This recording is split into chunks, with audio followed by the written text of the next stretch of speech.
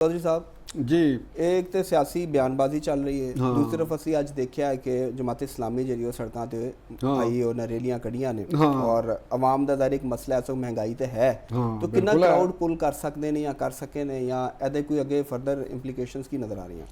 मैं तो ਤੁਹਾਨੂੰ ਤਾਂ ਪੁੱਛਾਂਗਾ। ਮੈਂ ਤੁਹਾਨੂੰ ਪੁੱਛ ਰਿਹਾ ਸੀ, ਤੁਸੀਂ ਵੀ ਅੱਜ ਫਿਰਦੇ ਫੁਰਦੇ ਆਏ ਹੋ, ਕੋਈ ਦੇਖਿਆ ਕੋਈ ਬਹੁਤ ਵੱਡਾ ਕੋਈ ਜਲੂਸ? ਇਹ ਹੁਣ ਜਦੋਂ ਦਫ਼ਤਰ ਆਇਆ ਵਾ ਨਾ ਤੇ ਉਦੋਂ ਫਿਰੋਜ਼ਪੁਰ ਦੇ ਪਰਲੇ ਪਾਸੇ ਕੋਈ ਨਜ਼ਰ ਆਇਆ ਕੋਈ 200 ਬੰਦਾ 200 ਬੰਦਾ। ਤੇ ਤੁਸੀਂ ਦੱਸੋ ਮੈਨੂੰ ਕਿ ਵੀ ਇਹ 200 ਬੰਦਾ ਪੈਟਰੋਲ ਦੀ ਕੀਮਤਾਂ ਘਟਾ ਲਏਗਾ, ਹਕੂਮਤ ਤੇ ਦਬਾਅ ਪਾ ਲਏਗਾ? ਦੱਸੋ ਤੁਹਾਡਾ ਕੀ ਖਿਆਲ ਹੈ? लेकिन वो निकलिया तो बहरहाल है ना चौधरी साहब। असल तो सिग्निफिकेंस एक सिंबॉलिक एहतजाज बिल्कुल है। बिल्कुल। मैं देखो गल पता की है कि जमात इस्लामी बतौर सियासी जमात उन्हों की एक मैं इस वास्ते कदर करना वा कि वो एक प्योरली पोलिटिकल एक जमात है तो दीन के हवाले नाल भी उन्हों का एक है और उन्होंने कोई मरूसीयत नहीं है सिस्टम है बिल्कुल। ये कोई और मिडल क्लास की जमात है, ये कोई दूसरी राय नहीं है। और पेट्रोल बहुत महंगा है, ये तो किसी तरीके नाल भी असी ऐ नहीं कह सकते ना कि यार गवर्नमेंट ये सही कर रही, ये तो कोई भी नहीं ये गल करे कि सही कर रही। मैनू जड़ा ये अंदर एक नुक्स लगता है और कामयाब क्यों नहीं हो पा रही है, क्योंकि ये भी कामयाब नहीं होनी, हुकूमत दबाव नहीं बदना। वो वजह हैगी है कि जिस वक्त कोई छोटी पार्टी इवन साइज पॉपुलैरिटी दे वोट बैंक के छोटी पार्टी हो तो वो same boot they which power रखे जिहड़ा उस तो वड्डी पार्टी का बूट है तो वो तुहाडी तहरीक नहीं रहिंदी, तुहाडा आइडिया नहीं रहिंदा, तुहाडी स्ट्रगल नहीं रहिंदी, वो दूसरे कैप्चर कर लैंदे। ठीक है। और ये बारहा पाकिस्तान की हिस्टरी दे विच हो चुके हैं। ਉਹਦੀ ਪਹਿਲੀ ਮਿਸਾਲ ਤੁਹਾਡੀ ਤਾਹरुल कादरी ਸਾਹਿਬ ਧਰਨਾ ਦੇ ਕੇ ਬੈਠੇ ਰਹੇ, ਉਹਨਾਂ ਦੇ ਇੱਥੇ ਹੋਇਆ ਵੀ ਮਾਡਲ ਹਲਾਕਤਾਂ ਵੀ ਹੋ ਗਈਆਂ। ਉਹਦੇ ਬਾਅਦ ਤੇ ਜਿਸਲੇ ਹਕੂਮਤਾਂ ਬਣਾਉਣ ਵਾਲੀ ਆ ਰਹੀਆਂ, ਇਲੈਕਸ਼ਨ ਆਏ ਤੇ ਉਹਨਾਂ ਨੂੰ ਬਿਲਕੁਲ ਇੱਕ ਟਿਸ਼ੂ ਪੇਪਰ ਦੀ ਤਰ੍ਹਾਂ ਉਹਨਾਂ ਨੂੰ ਸੁੱਟ ਦਿੱਤਾ ਗਿਆ। ਔਰ ਜਿਨ੍ਹਾਂ ਨੇ ਇਹ ਪਲਾਨ ਕੀਤਾ ਸੀ, ਜਿਨ੍ਹਾਂ ਨੇ ਇਹ ਕੋਸ਼ਿਸ਼ ਕੀਤੀ ਸੀ, ਜਿਹੜੀਆਂ ਵੱਡੀਆਂ ਕੁਵਤਾਂ ਸਨ ग्रेट गेम दियाँ, उन्होंने PTI नूं और इमरान खान नूं गवर्नमेंट च लै आंदा गया। और जिहड़ी अवामी तहरीक नां दी ताहरुल कादरी सी, उन्हां दी एक टगे दी वैल्यू किसी ने नहीं रखी, जीरो हो गए। बिल्कुल ठीक हो गए। उन्हां दे जिहड़े मुतालबात सन या जिन्हां दी वजह तो निकले सन वो भी ओदे पूरे नहीं होए। मॉडल टाउन दे वाले नाल कोई पेश रफ्त कोई कुछ नहीं, वो बेगुनाह बेचारे एवें तरीक राहों में मारे गए। उन्हां नूं मार के ते आप कैनेडा च जाके बह गए, हुण की करन तो या वो मिले होंगे नाल इन्हां दे वल्ला आलम तो जो भी गल सी।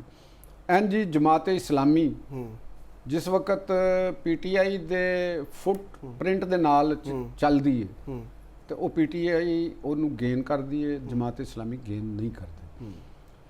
5 तरीक PTI ने अलीमा खान साहिबा ने, मोहतरमा अलीमा खान साहिबा ने तहरीक का ऐलान करके जो आगाज़ किया पूरे पाकिस्तान तो 7 नूं तुसीं रख लिया।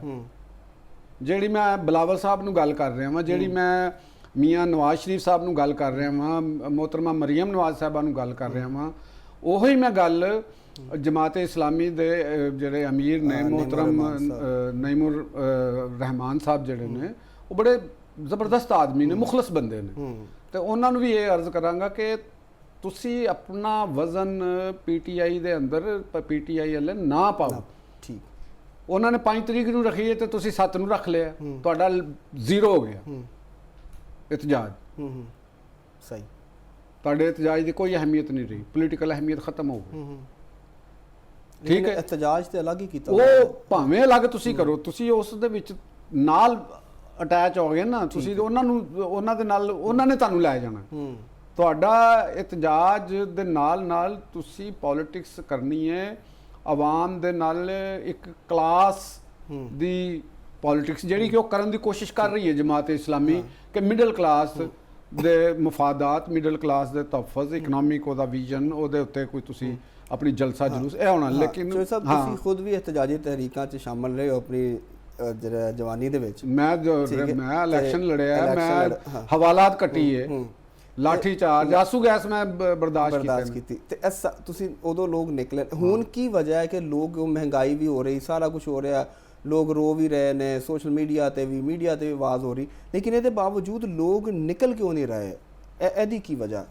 ਉਹਦੀ ਵਜ੍ਹਾ ਹੈਗੀ ਹੈ ਕਿ ਬੜੇ, ਮੈਂ ਅਦਬ ਦੇ ਨਾਲ ਗੱਲ ਕਰਾਂਗਾ ਕਿ ਇਮਰਾਨ ਖਾਨ ਨੇ ਜਿਹੜਾ ਉਭਾਰ ਹੁੰਦਾ ਹੈ ਨਾ ਇੱਕ ਸਮਾਜ ਦਾ, ਇੱਕ ਸਿਆਸਤ ਦਾ, ਤੇ ਜਿਵੇਂ ਤਬਦੀਲੀ ਦਾ, ਕਰਪਸ਼ਨ ਦਾ ਸਾਰਾ ਚੀਜ਼, ਉਹ ਇਮਰਾਨ ਖਾਨ ਸਾਹਿਬ ਨੇ ਇਸ ਮੁਲਕ ਦੇ ਨਾਲ ਔਰ ਇਸ ਮੁਲਕ ਦੀ ਯੂਥ ਨਾਲ, ਤਹਿਰੀਕ ਇਨਸਾਫ ਨੇ, ਮੇਰਾ ਜ਼ਾਤੀ ਨੁਕਤਾ ਨਜ਼ਰ ਕਿ ਬਹੁਤ ਵੱਡੀ ਜ਼ਿਆਦਤੀ ਕੀਤੀ। ਕਿਸ ਤਰ੍ਹਾਂ?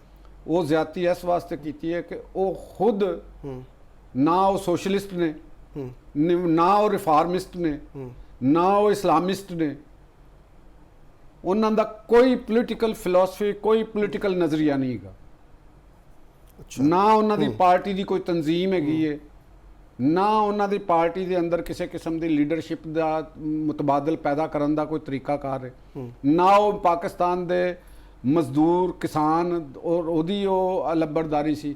ਉਹਨੇ ਪੜ੍ਹੇ ਲਿਖੀ ਸਾਡੀ ਯੂਥ, ਉਹਨਾਂ ਨੂੰ ਸੜਕਾਂ ਤੇ ਲਿਆ ਕੇ, ਉਹਨਾਂ ਨੂੰ ਸੋਸ਼ਲ ਮੀਡੀਆ ਦੇ ਉੱਤੇ ਬਿਠਾ ਕੇ ਪ੍ਰੋਪੇਗੈਂਡੇ ਗਾਲਮ ਗਲੂਚ ਦੇ ਉੱਤੇ ਲਾ ਕੇ ਪੂਰੀ ਇੱਕ ਨਸਲ ਬਰਬਾਦ ਕਰ ਦਿੱਤੀ। ਤੇ ਬਾਕੀ ਨਿਕਲੇਗਾ ਕੌਣ? ਅੱਧੇ ਉਹਨਾਂ ਦੇ ਨਾਲ 9 ਮਈ ਦੇ ਕੇਸਾਂ ਦੇ ਵਿੱਚ ਵਿਚਾਰੇ ਜੇਲ੍ਹਾਂ ਦੇ ਵਿੱਚ ਬੰਦ ਕਰ ਬੈਠੇ ਨੇ, ਉਹਨਾਂ ਦਾ ਅਸ਼ਰ ਨਸ਼ਰ ਹੋ ਗਿਆ। ਉਹਨਾਂ ਦੀਆਂ ਫੈਮਲੀਆਂ ਕੋਲੋਂ ਪੁੱਛੋ ਕਿ ਕੀ ਹੋਇਆ।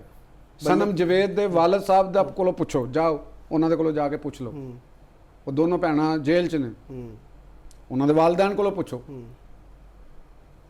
ਕਿ ਕਿਸ ਤਰੀਕੇ ਦੇ ਨਾਲ ਉਹ ਮਿਸਮਰਾਈਜ਼ ਹੋਈਆਂ ਔਰ ਆਪਣੇ ਲੀਡਰ ਦੇ ਨਾਲ ਕਮਿਟਮੈਂਟ ਦੇ ਵਿੱਚ ਉਹ ਚਾਹ ਕੇ, ਤੇ ਆਪਣੇ ਵਾਲਿदैन ਦੇ ਵੀ ਉਹਨਾਂ ਨੇ ਬਗਾਵਤ ਕਰਤੀ, ਉਹਨਾਂ ਦੀ ਵੀ ਨਹੀਂ ਗੱਲ ਮੰਨੀ। ਅੱਜ ਉਹਨਾਂ ਦੇ ਨਾਲ ਉਹਨਾਂ ਦੇ ਸਿਰਫ ਵਾਲਿदैन ਵਾਲਦ ਉਹਨਾਂ ਦੇ ਧੱਕੇ ਖਾ ਰਹੇ। ਉਹ ਪੀਟੀਵੀ ਤੇ ਰੇਡੀਓ ਹਮਲਾ ਕੇਸ ਸੀ, ਉਹ 14 ਵਾਲਾ ਜਿਹੜਾ ਧਰਨਾ ਸੀ, ਉਹ ਉਹਨਾਂ ਦੀ ਵੀ ਹਾਲੇ ਤੱਕ ਲੋਕ ਜਿਹੜੇ ਨੇ ਜੇਲ੍ਹਾਂ 'ਚ ਨੇ, ਮੁਕੱਦਮੇ ਚੱਲ ਰਹੇ। ਤੇ ਜਿਹੜੇ ਇੱਥੇ ਸਨ ਅੰਦਰ 9 ਮਈ 'ਚ ਲਾਹੌਰ ਦੇ ਅੰਦਰ, ਉਹਨਾਂ ਦਾ ਦੇਖੋ ਕੀ ਨੇ। ਉਹ ਲਾਹੌਰ ਦੀ ਸਾਰੀ ਕਿਆਦਤ ਤੇ ਤਕਰੀਬਨ ਉਸੇ 'ਚ ਹੀ ਫਾਰਗ ਹੋ ਗਈ। ਤੁਸੀਂ ਇਹ ਲਾਓ ਕਿ ਜਿਹੜੇ ਪੰਜਾਬ ਦੇ ਵਿੱਚ, ਮੈਂ ਇੱਕ ਫੈਮਿਲੀ ਨੂੰ ਜਾਣਦਾ ਹਾਂ, ਉਹ ਹਰ ਦਫਾ MNA ਹੁੰਦੇ ਨੇ, ਵੱਡੀ ਤਗੜੀ ਫੈਮਿਲੀ ਹੈ, ਕਦੇ ਨਹੀਂ ਹਾਰਦੇ। ਇਸ ਦਫਾ ਉਹ ਜ਼ਿਮਨੀ ਇਲੈਕਸ਼ਨ, ਉਹ ਨਾਹਲ ਹੋ ਗਏ 9 ਮਈ ਦੇ ਕੇਸਾਂ ਦੇ ਵਿੱਚ, ਜ਼ਿਮਨੀ ਇਲੈਕਸ਼ਨ 'ਚੋਂ ਹਾਰ ਗਏ, ਅਸੈਂਬਲੀ 'ਚੋਂ ਬਾਹਰ ਹੋ ਗਏ। ਹਾਲਾਂਕਿ ਕਈ ਦਹਾਈਆਂ ਤੋਂ ਆ ਰਹੇ ਨੇ ਔਰ ਲੁਕਦੇ ਫਿਰਦੇ ਨੇ ਕਾਨੂੰਨ ਦੀ ਗ੍ਰਿਫਤ 'ਚੋਂ। ਠੀਕ। ਤੇ ਮੇਰੇ ਨਾਲ ਗੱਲ ਹੋਈ, ਮੈਂ ਉਹਨਾਂ ਨੂੰ ਕਿਹਾ, ਮੈਂ ਕਿਹਾ ਤੁਸੀਂ ਪਾਪੂਲੈਰਿਟੀ, ਤੁਸੀਂ ਇਹ ਸੋਚ ਰਹੇ ਸੀ ਕਿ ਇਮਰਾਨ ਖਾਨ ਪਾਪੂਲਰ ਹੈ, ਅਗਲੇ ਇਲੈਕਸ਼ਨ ਦੇ ਵਿੱਚ ਆਵਾਂਗੇ ਤੇ ਸਾਡੀ ਸੀਟ, ਤੁਸੀਂ ਸੀਟ ਵਾਸਤੇ ਗੱਲ ਕੀਤੀ, ਤੁਹਾਡੀ ਸੀਟ ਤੇ ਤੁਹਾਡੇ ਕੋਲ ਫਿਰ ਵੀ ਨਹੀਂ ਰਹੀ, ਸੀਟ ਤੇ ਤੁਸੀਂ ਫਿਰ ਵੀ ਹਾਰ ਗਏ ਹੋ। ਠੀਕ। ਔਰ ਉਸ ਤੋਂ ਬਾਅਦ ਤੁਸੀਂ ਘਰਾਂ 'ਚ ਸੌਂਦੇ ਵੀ ਨਹੀਂ। ਕੀ ਲੱਭਿਆ ਤੁਹਾਨੂੰ? ਤੁਹਾਡਾ ਕਦੇ ਨਾ ਮੋਹਤਰਮਾ ਅਲੀਮਾ ਖਾਨ ਨੇ, ਉਹਨਾਂ ਦੀਆਂ ਭੈਣਾਂ ਨੇ ਕਦੇ ਤੁਹਾਡਾ ਨਾਂ ਲਿਆ? ਨਾ ਮਰਕਜ਼ੀ ਕਿਆਦਤ ਨੇ ਕਦੀ ਨਾਂ ਲਿਆ। KP ਦੇ ਵਜ਼ੀਰ ਆਲਾ, ਉਹ ਇਸ਼ਕੇ ਇਮਰਾਨ ਦੇ ਵਿੱਚ ਮਰਦਾ ਸੀ, ਕਦੇ ਉਹਨੇ ਪੰਜਾਬ ਦੇ ਜਿਹੜੇ MPA MNA ਜਿਨ੍ਹਾਂ ਤੇ ਕੇਸ ਬਣੇ ਨੇ, ਕਈ ਬੰਦੇ ਜਿਹੜੇ ਨੇ ਮੈਂ ਦੇਖਿਆ ਬੜੇ ਹਾਈਲੀ ਐਜੂਕੇਟਡ ਸਨ, ਉਹ ਵੀਲ ਚੇਅਰਾਂ ਤੇ ਆ ਗਏ ਨੇ, ਜ਼ਮਾਨਤਾਂ ਦੇ ਹੋ ਗਏ, ਲੇਕਿਨ ਵੀਲ ਚੇਅਰਾਂ ਤੇ ਬੈਠੇ ਨੇ, ਸਦਮਾ, ਡਿਪਰੈਸ਼ਨ ਉਹਦੇ ਨਾਲ। ਤੇ ਉਹਨਾਂ ਨੂੰ ਕੀ ਲੱਭਿਆ? ਸਹੀ। ਤੇ ਤੁਹਾਨੂੰ ਇਹ ਲੱਗਦਾ ਕਿ ਇਹ ਇੱਕ ਮੇਨ ਰੀਜ਼ਨ ਹੈ? ਤੇ ਆਵਾਮ ਹੁਣ ਕਿਉਂ ਨਿਕਲੇ ਬਾਹਰ? ਆਵਾਮ ਕਿਸੇ ਵਾਸਤੇ ਵੀ ਕਿਉਂ ਨਿਕਲੇ? ਇਹ ਲੜਾਈ ਤੇ ਆਵਾਮ ਦੀ ਹੈ ਹੀ ਨਹੀਂ। ਅਸੀਂ ਵੀ ਜਿਹੜੀ ਹੁਣ ਡਿਸਕਸ ਕਰ ਰਹੇ ਹਾਂ, ਅਸੀਂ ਵੀ ਜਿਹੜੀ ਗੱਲ ਕਰ ਰਹੇ ਹਾਂ, ਅਸੀਂ ਤੇ ਇਵਾਨਾਂ ਦੇ ਅੰਦਰ ਜਿਹੜੀ ਰਾਹਦਾਰੀਆਂ ਦੀ ਗੱਲ ਕਰ ਰਹੇ ਹਾਂ ਨਾ। ਬਿਲਕੁਲ, ਉਹ ਜੇ ਸਾਜ਼ਿਸ਼ਾਂ ਅਸੀਂ ਤੇ ਇਹ ਤੁਹਾਨੂੰ ਦੱਸਿਆ ਕਿ ਜਿਹੜਾ ਮੌਜੂਦਾ ਮਾਹੌਲ ਹੈਗਾ, ਇਹ ਹਕੂਮਤ ਨਹੀਂ ਜਾ ਰਹੀ। ਕਿਉਂ ਨਹੀਂ ਜਾ ਰਹੀ? ਕਿ ਜਿਹੜੇ ਸਟੇਕ ਹੋਲਡਰ ਵੱਡੇ ਵੱਡੇ ਲੋਕ ਨੇ, ਉਹਨਾਂ ਦੇ ਪੂਰੇ ਮੁਫਾਦਾਤ ਹੋ ਰਹੇ ਨੇ, ਉਹਨਾਂ ਨੇ ਕਿਉਂ ਇਹਨੂੰ ਹਟਾਣਾ ਹੈ? ਸਹੀ। ਤੁਸੀਂ ਆਵਾਮ ਨੂੰ ਕੱਢ ਲਓ ਤੇ ਹਟ ਜਾਏਗੀ। ਤੇ 27 ਸਤੰਬਰ ਨੂੰ ਕੱਢ ਲੇਗੀ PTI। ਕੀ ਨਿਕਲਣਾ? ਪੰਜਾਬੀ ਦੇ ਵਿੱਚ ਮੁਹਾਵਰਾ ਹੈਗਾ, ਪਰ ਲੇਕਿਨ ਮੈਂ ਕਹਿਣਾ ਨਹੀਂ ਚਾਹੁੰਦਾ ਹੈਗਾ ਉਹਦੇ ਬਾਰੇ ਦੇ ਵਿੱਚ।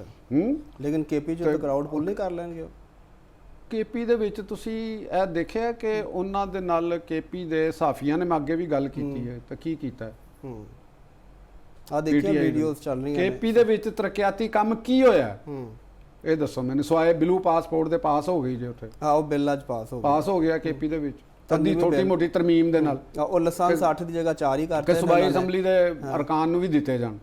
ਅਰਕਾਨ ਨੂੰ ਮਿਲਣਗੇ, ਫੈਮਿਲੀ ਨੂੰ ਨਹੀਂ, ਲੇਕਿਨ ਉਦੋਂ ਤੱਕ ਜਦੋਂ ਤੱਕ ਉਹ ਅਸੈਂਬਲੀ ਦੇ ਮੈਂਬਰ ਨੇ। ਯਾਨੀ ਅੱਲਾਹ ਦੇ ਫਜ਼ਲ ਨਾਲ PTI ਨਹੀਂ ਇਹੋ ਜਿਹੀਆਂ ਕਰਾਰਦਾਦਾਂ ਪੇਸ਼ ਕੀਤੀਆਂ ਨੇ। ਨਾਲੇ ਕਹਿੰਦੇ ਨੇ ਕਿ ਇਹ ਸਿਸਟਮ ਨਹੀਂ ਠੀਕ। ਨਾਲੇ ਕਹਿੰਦੇ ਨੇ ਜਾਲੀ ਮੈਂਡੇਟ।